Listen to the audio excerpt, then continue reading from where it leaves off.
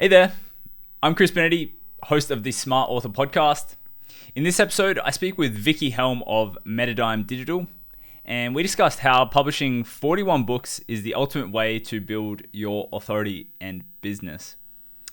I think learning more about understanding how you can write books is really important because it can take your business and authority to a whole new level. If you're currently stuck in the planning phase of writing your book, then this episode will be perfect for you, as it will give you the steps and tools you need to become a published best-selling author. Some of the main topics we will be covering in today's episode will include how Vicki took the hard work out of writing books and how she was able to write 7 books in the past 2 years alone, the best strategies to help ascend your readers into back-end business. That's something we all want. And the most effective way for launching and selling books. Vicki is actually launching her new book, Cashflow Mojo. I will be sure to include a link to where you can go ahead and buy her new book in the show notes. If you enjoy this episode, please make sure you subscribe so you're always the first to know when the new episode is released. Now, let's head over to this awesome interview.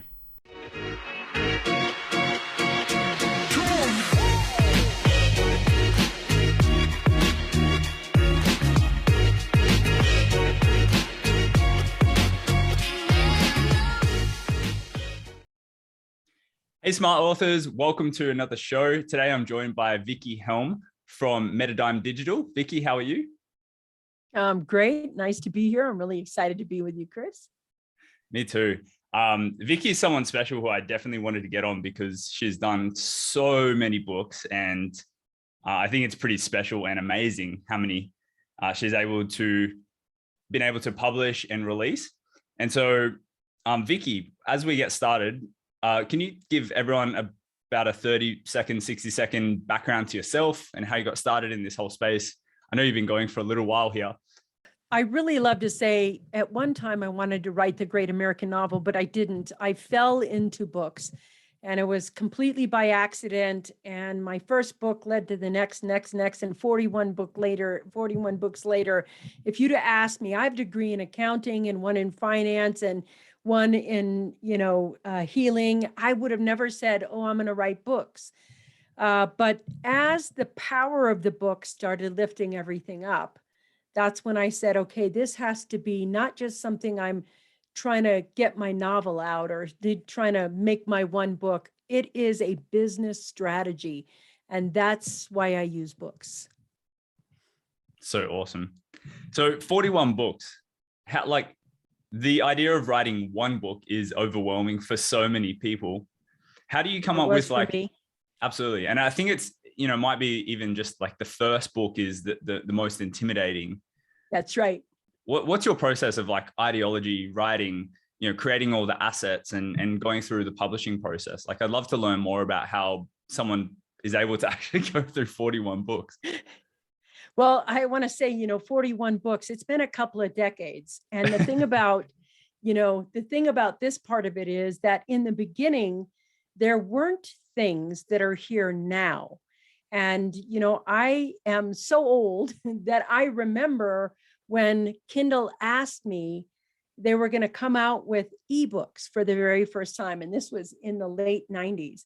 And they wanted me to be one of their authors. They captured you, though, back then. And they said, well, you can't be in Borders and you can't be in Barnes and Noble. You can only be at Amazon.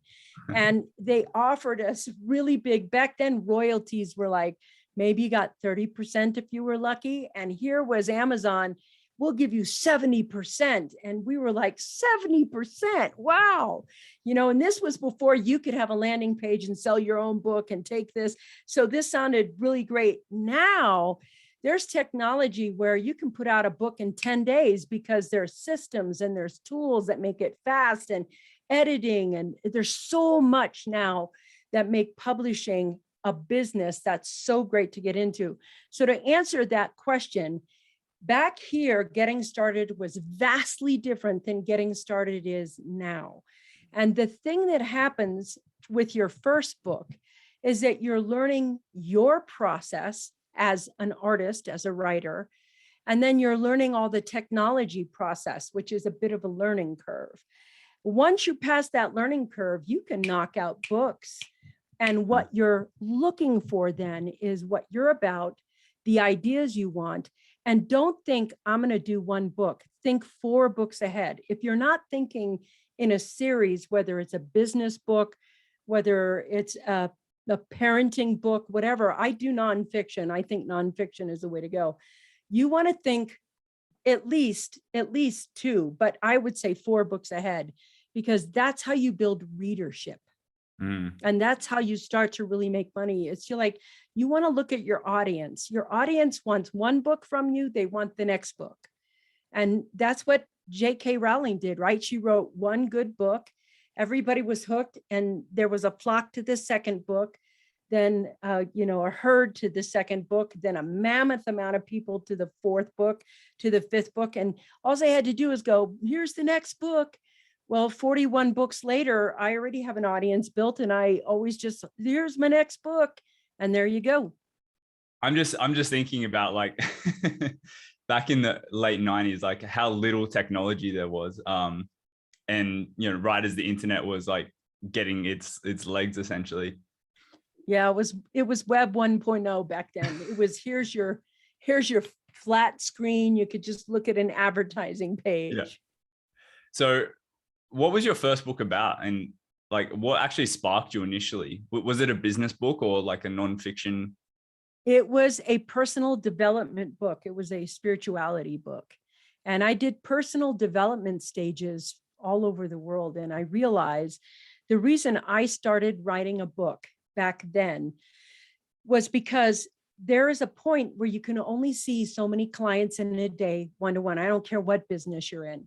So if you're a consultant, a coach, whatever, well, I was seeing 9 clients a day, 7 days a week. And in the evenings, I was teaching, doing master classes. But back then we didn't have this virtual thing. So master classes were classes that you taught in your area. People were coming, and I was working for like 2.5 years, and I was booked out 3.5 months. And I was like, okay, this isn't working. I cannot reach the masses the way I want to reach the masses. So, and I was burning out. And then when I wrote the book, I realized one book can go to millions of people, and you won't even know how long, because people buy your used book. I see people who bought this book and it's on their shelves and they don't even know I'm the author of it. And it's, 15 years old. It's out of print now, but they have that one copy, So it's the ability to talk to the masses. And back then we didn't have all the tools that we have, like live shows and Zoom and Skype. And it was none of that. So talking to masses and books, the pen is still mightier than any piece of social media. The book is so specific. It's just such a brilliant piece of marketing and everything about you. So when I started, it was my way of being able to scale my message, my business, my influence, and my authority. And that's really, that first book was a personal development book. And then that got me all the speaking gigs I could even want, and even more, it escalated things, but it was easier to do with a book than it was without a book. So it was almost like the book was a way of getting instant authority as well, especially back then. When books are bridge builder, and they're a bridge builder now, because here's the thing. And Chris, this is one of the most important things. Everybody knows how hard it is to write a book. If you sit down and just say, do a short story, write a short story and put it there, even if it's a story you own, write a short story, and you put somebody in front of the computer and you say, okay, everything that has been blocking you your whole life shows up. I don't know what to say. I'm not good enough. I don't know how to write. I don't know how to use this software. Everything that's been holding you back comes up. It's that holding you back piece. If you want to do some breakthrough, sit down and write a book. If you want to know where you're at as a person or where you're at as an entrepreneur, sit down and write. And don't let, I have writer's block. That's a bunch of crap. All of that is the things that have been blocking you your whole life. So when you sit down to write a book, the first thing you're confronting is you. That's the first thing. Everything about that breakthrough that happens as you write your first book doesn't have to be good. It has to be done. It's you forcing yourself to cross the bridge to being a leader, an influencer, an authority, and an authority figure, an expert in your field. And when you've done that, everyone knows how hard it is to write a book. Everyone. And that is why authors is so respected, because everyone knows how hard it is to do that. You know, there's no, oh, you were born with a silver spoon in your mouth writing books. You came in knowing how to write books. Everyone knows that how hard that is. And they know from the book reports. And that's really what sets you apart. And by the time you get done with your fourth book, who you are here and who you are at the end of your first book is vastly different people. And that's worth the writing the book right there. That's worth it. Do you think your first book was good, like in retrospect? It had 2 records. The first one, I was very lucky. I hit the London Times for, bestseller, because I was picked up by a London publisher, and I actually got to live in London for 2.5 years. How cool is that? And that was fun for me. I really enjoyed it. And I love the UK. But that aside, was it successful? Very, very successful. And back then, you have to understand that once you get past your block, who you are as a thought leader will come up. Yeah. What you want to stand for, who you actually want to become, and who you are underneath that will suddenly show up. Your first book is like coming out of the closet, because it's like when you write a book, you can't go, oh God, I didn't mean that. Let me write that all over. It's like it's published. It's out there. Everybody sees your words. And if suddenly you can't back your words up, or you think, no, that's not really what I meant to say, it's like there is another layer of you that gets revealed. It's very vulnerable to write a book. And people, if you write a book and you have some haters, your book is doing good. It's making a difference in the world. If you have some trolls, and I will tell you, there are professional review bombers, and they will, when your book starts climbing, the review bombers happen because they want to knock you back down so their book stays up there. And it's easy to go to Fiverr someplace else and go, buy that 99-cent book and, get a review bomb on it. So there's professionals in unfortunately now, trolls, haters, and review bombers who do that. But yeah, my first book did really well for me. But what it did from my business to scale it out, that was really, that's really where I jumped from, doing the 6 figures to the 7 figures, just like that. In fact, I didn't even really realize that I had done that. Somebody had to tell me. One of my team had to tell me.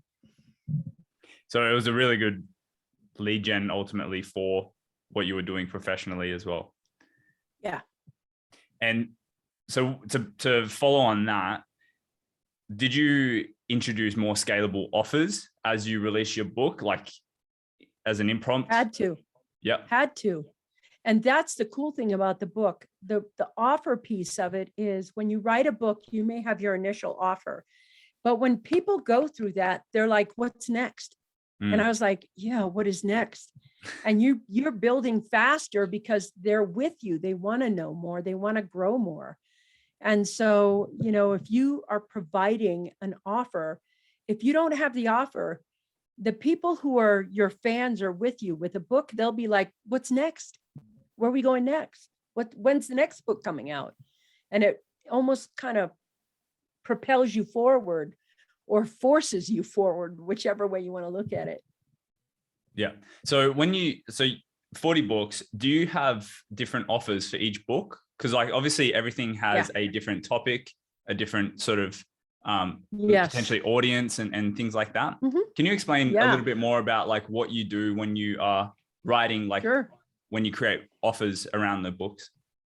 Yes. It's interesting that you're saying that, because I have I have the #1 bestselling, The She Myth, which I co-wrote with Tracy Wilson.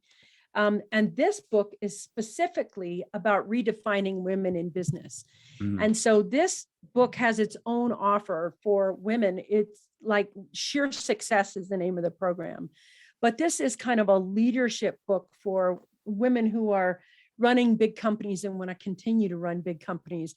And then I have this book right here, which is a spiritual book, which is The Secret Joy of You. And it's all about awakening your spiritual gifts and your inner genius so that you can live a life you love.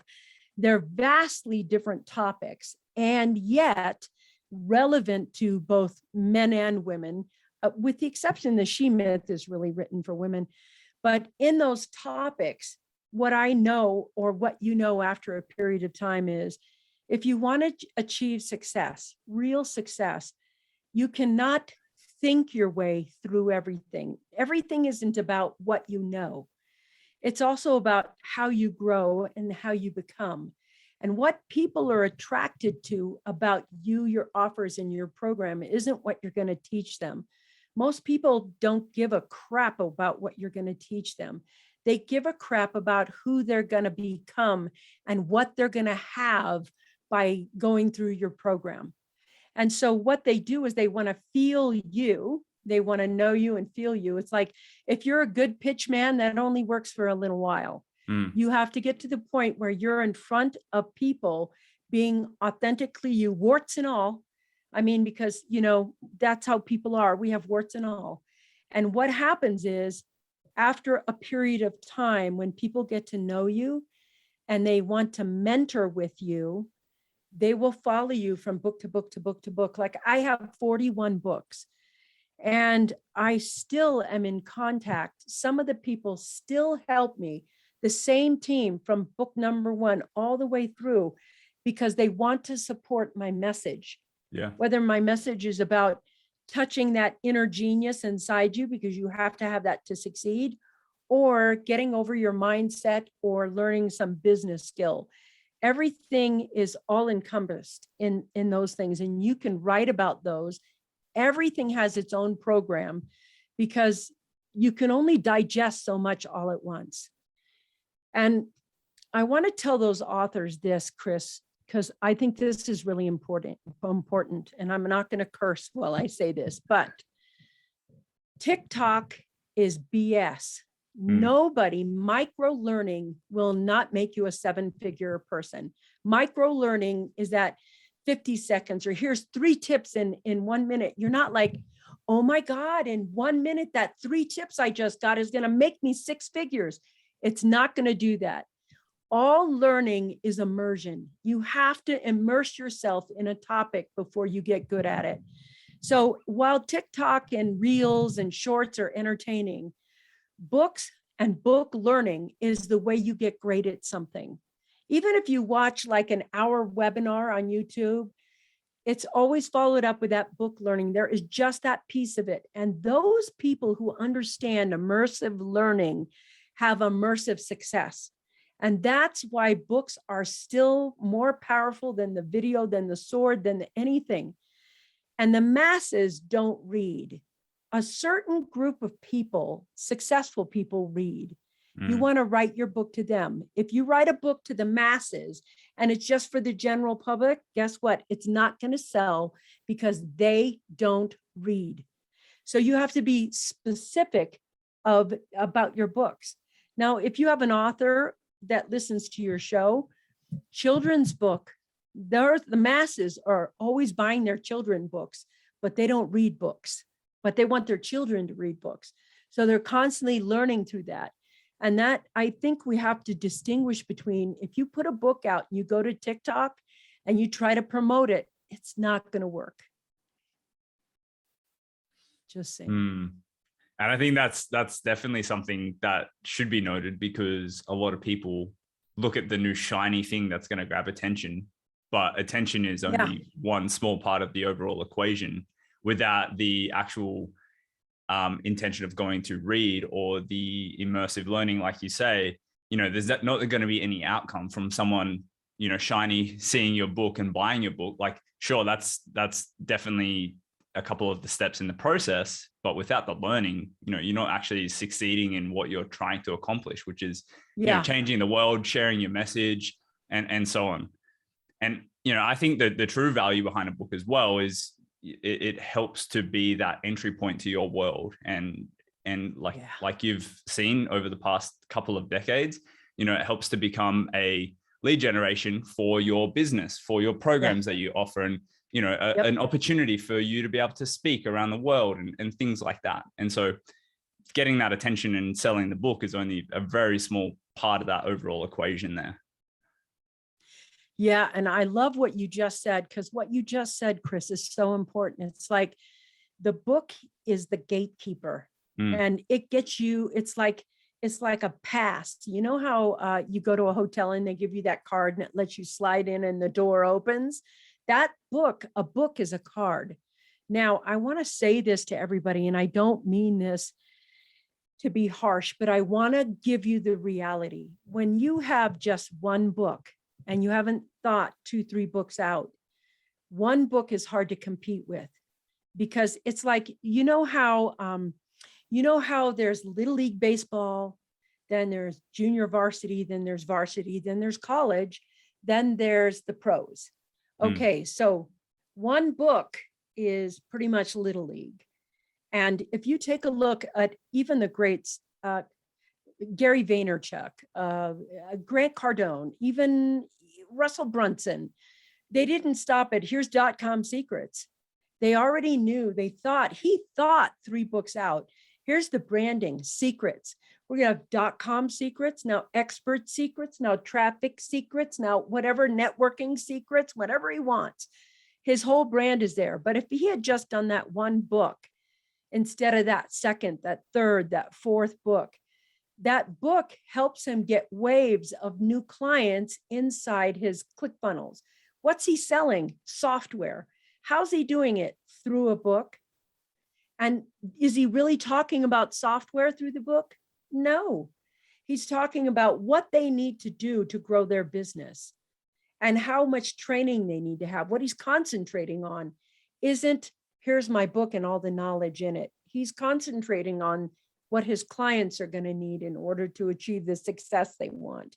And when you think about that, most people are like, when I write a book, I want to tell you what I know, and I want to tell you my story. I want to tell you my story of overcoming this by knowing this. And to me, what is there when I write a book is not about overcoming, but meeting who you actually are, whoever you are, and what you know. How does that help your client get here? And using stories to elaborate on that. It's such an important piece of what you're doing, that if you say, oh my God, I finally got my book done. Here's my one book. You better be hustling and grinding to that next book, because over here, the bar gets raised every day. And Grant Cardone's probably coming out with another book. I know Dean Garziosi comes out with another book. Tony Robbins comes out with another book. People are so impressed with my 41, but I look at people like Joe Vitale, 85 books. I mean, 85, come on. I mean, I'm actually average in the industry. So if you have one book in you, you have another book in you. It's tough to say that. I want to be able to say it. It's tough to say it because if you have one book, 8,000 books will come out that next month, and your book will get buried if you don't have that next book. And I'm looking at it. Do you want to be successful at business? Okay, so do you just have one product, or do you have 2 products, or do you have 3 products? How many buy buttons do you have? The more buy buttons you have out there, people are going to buy. A book is a buy button. And inside that buy button, you can have several buy buttons. The more buy buttons you have out there, the more you'll sell. Just saying. And when you put it like that, it's like, duh, like it's like almost like no brainer once you hear that, but I don't think we conceptually think of it in that manner. Yeah, but that's what they are, is buy buttons. there are different form of buy buttons. You have the sales page buy button, which is red or blue, whichever one you want.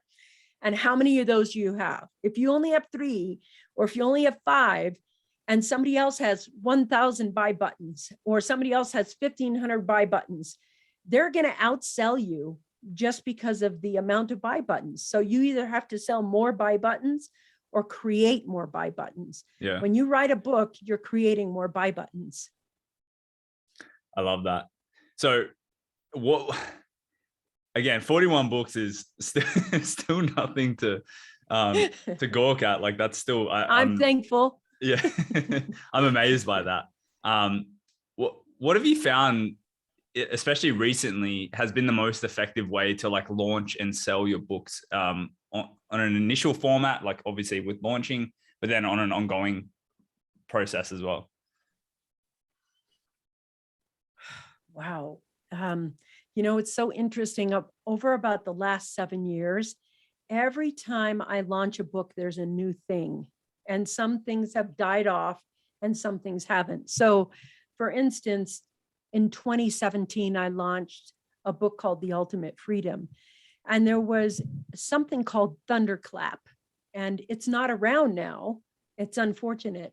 But what Thunderclap allowed me to do is reach all the social media channels at once. So when I launched, I had 1.5 million people moving my book through. So it hit the bestseller list in under an hour. And Wow. so, but that tool isn't here anymore. So when you say, what's the best way? Now I have a new book coming out July 6th. It's called Cash Flow Mojo: How to Get Rich, Stay Rich, and Be Financially Free. And for me, that book, I just thought about it and I was like, you know what? I just want to give it away. So Kindle Unlimited, here you go. Inside the book, I want everybody to have access to it. I know the buy buttons are in there and I want to sell as many as I can. You're not going to make a fortune selling books. It just isn't going to happen. It's what you sell with it. So giving it away for free and just letting it be out there. It's my 41st book.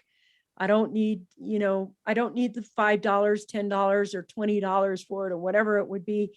Here's the e-copy. I don't know if I'm going to make an Audible. I don't know. But if you can just download it for free and it's there for free, then it's a bridge from here to there. And I find that people still love free. And the reason I use Audible or Kindle is because when you use Facebook, that doesn't say all the readers are on Facebook. When you want to read, where do you go? You go to Kindle. The bookstore, or you go to Amazon, and Amazon is there. So what I use is Amazon marketing. I put it on Kindle. And I think Amazon does a great job penetrating, and they already know who to put my book in front of because they've read my last book and they've read the book before that and they've read the book before that. So I don't have to spend a fortune. And there's so many tricks with Amazon that I could show people. Like, I don't care who you are. Everybody that's worked with me on writing a book, I have had them to the bestseller list in under an hour.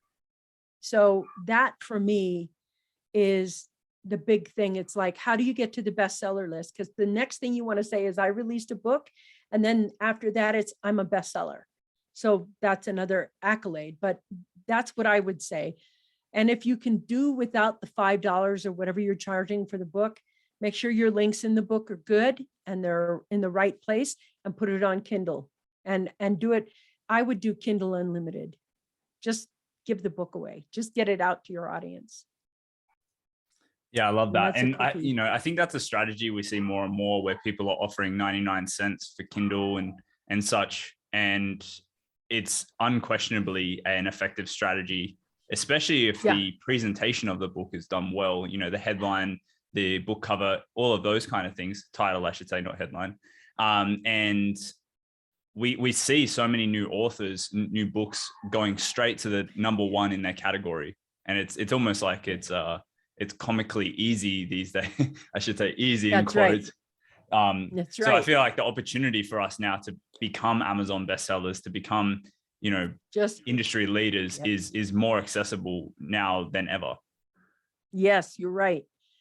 That's important for everybody to know, because in our minds, we have 20 years ago and we think, oh my God, it's so hard to get a book out. No, you can get a book out in 10 to 14 days and make it really work for you. And, like this last 2 years, I think I've written 7 books in the last 2 years, but it's because it's so easy to do now. And I want to tell you, people, if you're getting up there and thinking you have to type your book, just don't do that.